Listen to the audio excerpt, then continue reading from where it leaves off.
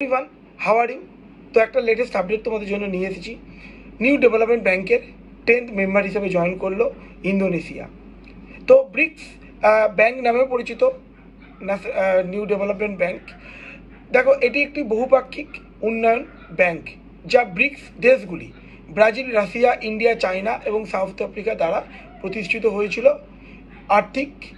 অর্থনৈতিক অবকাঠামো এবং টেকসই উন্নয়ন প্রকল্পগুলির অর্থায়নের জন্য ফিনান্সিয়াল অ্যাসিস্ট্যান্স দেবে ইনফ্রাস্ট্রাকচার ডেভেলপমেন্টের জন্য। তো আচ্ছা, নিউ ডেভেলপ ব্যাংকের হেড অফিস কোথায়? হেড অফিস মনে রাখতে হবে, সদর দপ্তর চীনের সাংহাইতে। জোনাল অফিসও রয়েছে, এর জেনারেল অফিস কিন্তু রয়েছে আফ্রিকার জোহানেসবার্গে। আচ্ছা, এখন এই মুহূর্তে নিউ ডেভেলপ ব্যাংকের মেম্বার কোন কোন দেশ রয়েছে রাইট নাও? টোটাল 10th হলো। তো Algeria, Brazil, Russia, India, China, South Africa, Bangladesh, UAE and Egypt. আর রাইট নাও 10th হিসাবে জয়েন করলো কে? ইন্দোনেশিয়া।